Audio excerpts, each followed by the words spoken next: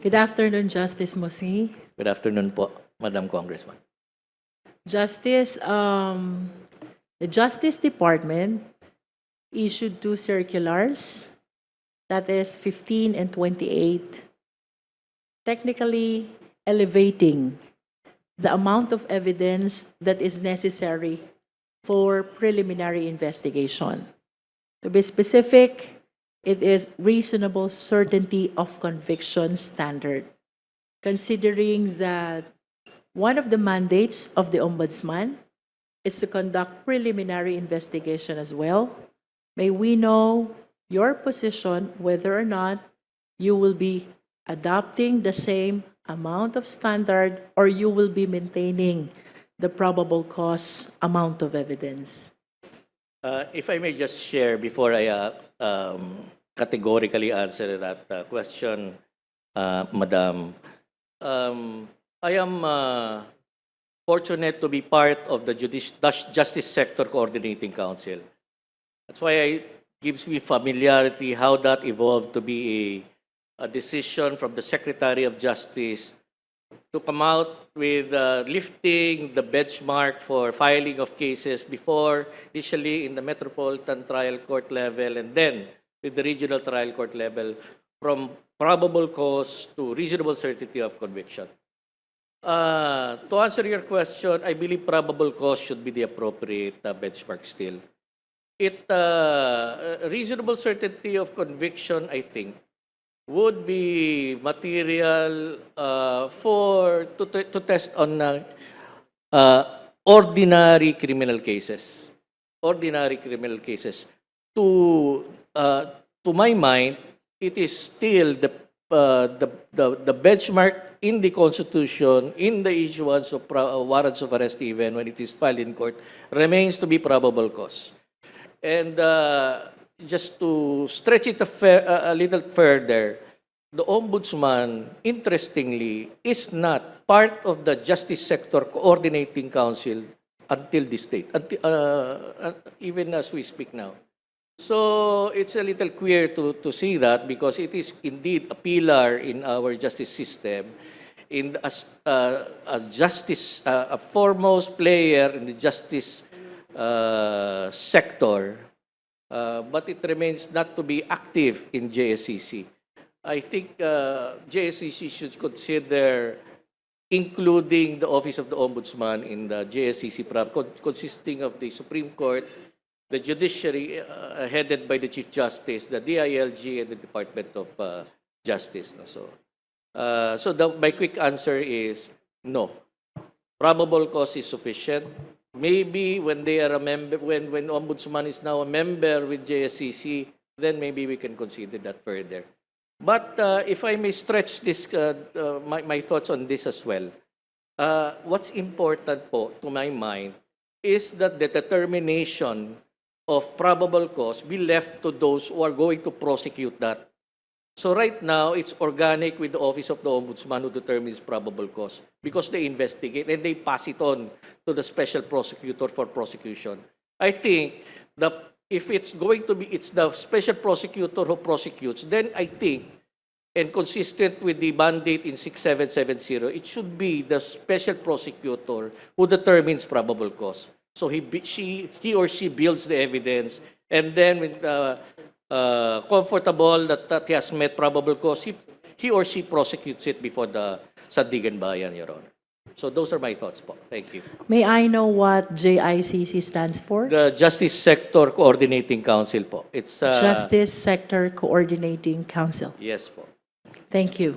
For my second question, Justice, in 2022, the Ombudsman rule provides that the committee report from Congress shall be subjected to case build-up for a period of 60 days, extendable to additional 30 days. And during that time, it should not be considered as adversarial and should not be docketed yet. Now, in 2025, that rule has been changed, and it now provides that committee reports shall be docketed and scheduled for preliminary investigation right away. So if given the chance, Justice, to be the next ombudsman, would you adopt the 2022 rule or the 2025 rule? My view there is this po. I think it's a complete waste of money and time of all our good congressmen when they conduct their investigations, even in oversight capacity or in aid of legislation, to still conduct fact-finding. I think docketing and proceeding with preliminary investigation in accordance with the 2025 rules should be fair and appropriate considering all the circumstances. But my additional view there is this. I personally believe that the 2025 rules issued by the last living ombudsman prior to his end of term, I think that leads much to be examined. Why change the rules all of a sudden before you leave? I think the new ombudsman should be given the chance to really review your rules at the outset and not when you leave. So maybe that should be a consideration for the next ombudsman to take a serious look at the new rules issued before the former Justice Sam Martinez left. Similarly, Justice, the Commission on Audit, they transmit decisions to the ombudsman, Opo. but it is really not clear what appreciation as evidence should be accorded by the ombudsman to the findings of the Commission on Audit. Again, may we be enlightened on your position on how the decision of COA should be appreciated by the ombudsman. I think the ombudsman should appreciate it, the COA report as such. It is in the nature of administrative appreciation of the facts laid out before them. If it's an administrative matter pending before the office of the ombudsman, I think that should be respected as well. But if the charge is criminal, I think a new evaluation should be pertinent because the weight of evidence utilized by the office of the Commission on Audit is far different from the weight of evidence utilized by the lens of the special prosecutor, to my mind, in determining probable cause. So that's entirely different po. Usually justice, but not all the time. It carries with it a recommendation for filing of violation of Anti-Graft and Corrupt Practices Act. So is this the same scenario that you are referring to with From respect COA po? to yes, COA Justice. is the examination of COA pertains to the administrative aspect of a government transaction. The criminal aspect, they can have their own opinion, but to my mind, the evaluation of COA is different from its core strength in finding an audit, in determining the course of audit. So I think the Office of the Special Prosecutor should be the best determinant because they, at the end, will be prosecuting this case before the court. Thank you. And earlier, you made mention about the ombudsman being a preventive arm rather than only an investigative and prosecutorial arm. I wish to ask your opinion about the possibility of giving power to the ombudsman to subpoena bank records in light of the bank secrecy law and the recent jurisprudence on the power of the ombudsman to look into this. I think a court order is required before the ombudsman can examine court records, even if the 6770 allows them to open bank records. If I'm asked what my opinion is of that, I think that entails legislation because you have entirely a different sphere of interest when you talk about bank secrecy. We are talking about the stability of our banking system now in protecting its own. This is a highly technical and economic framework that you have to understand now and where the legislators are coming from in the enactment of bank secrecy laws. So in terms of, I think, In terms of pending cases, you secure a court order. In terms of bank records being the subject of investigation, you go to the AMLA.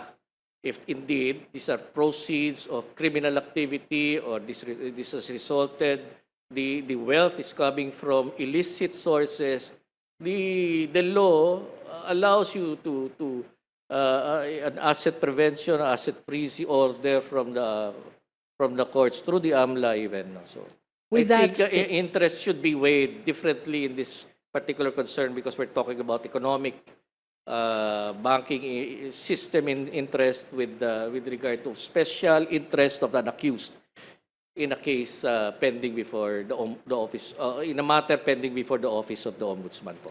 Nonetheless, Justice, if you will be given the chance to propose a legislative measure on this, would you propose for granting of such power to the ombudsman, the power to subpoena bank records? Without involuntarily, yes. I think accountability should be weighed in a considering when a public officer is involved. I think much of his privacy interests are a little should be sacrificed. But that sacrifice needs to be contained in legislation. So you may amend the statements contained in a statement of assets, liabilities, and net worth to include a specific collateral allowing a voluntary waiver of bank accounts wherever they may be found, whether local or foreign. That would be a good avenue to start your legislative study on. Or else you will have to amend the bank secrecy law. Justice, with regards to the AMLA's power to issue a freeze order or to initiate the issuance by the court of the freeze order, would you advocate as well as part of your context of being a preventive arm that ombudsman be given a power to issue freeze order? No, I think the AMLA powers are sufficient in that respect. Again, Ombudsman has very broad powers in its arsenal already. But Ombudsman cannot do it alone and it needs to collaborate and cooperate with other agencies and share this responsibility with other sectors or agencies with the same kindred interest. So I think we are ably protected by AMLA for now, including our financial including those laws on terrorism, finance, and so forth, because to aim for such an additional power would, I think, be inconsistent with powers already enjoyed by other government agencies when partnerships and collaboration should be more useful, Your Honor. Justice, we've seen a lot of occasions when star witnesses, vital witnesses are recanting their own testimony. And these are sensational cases.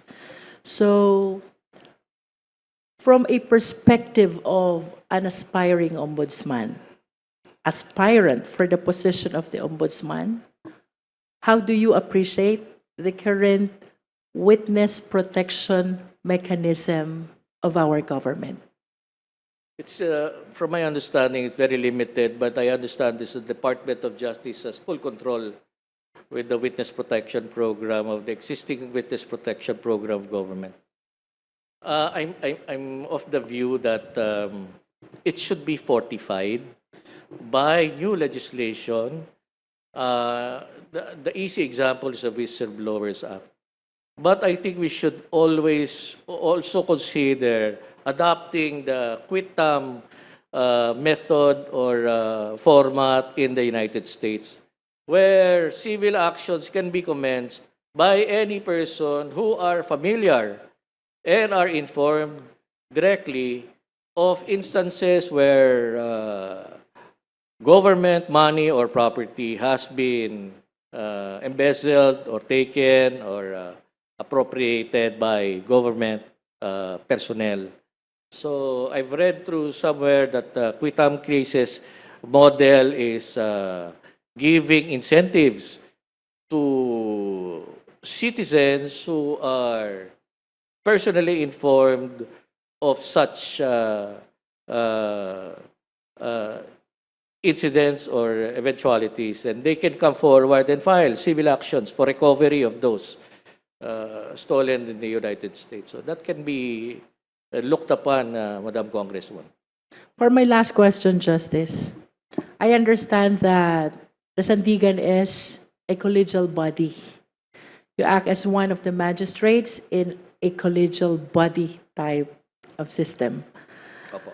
How do you envision yourself to becoming the next ombudsman who will administer justice, you alone as the magistrate? I will not consider myself acting singularly or exclusively. I think the best ombudsman is that who can reach out to the broadest spectrum of the general public to engage them actively and constructively, considering himself to be a firm partner rather than a person acting alone. I think collaboration is key. He has no monopoly of intelligence in the fight against corruption. I think this is a shared responsibility for the citizens of this republic to undertake. That entire, but with the ombudsman at the help.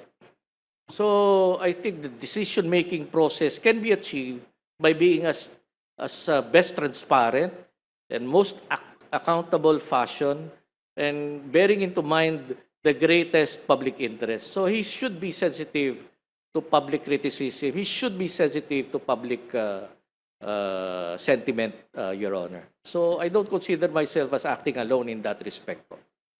Thank you, Justice, and good luck on your application. Maraming salamat po.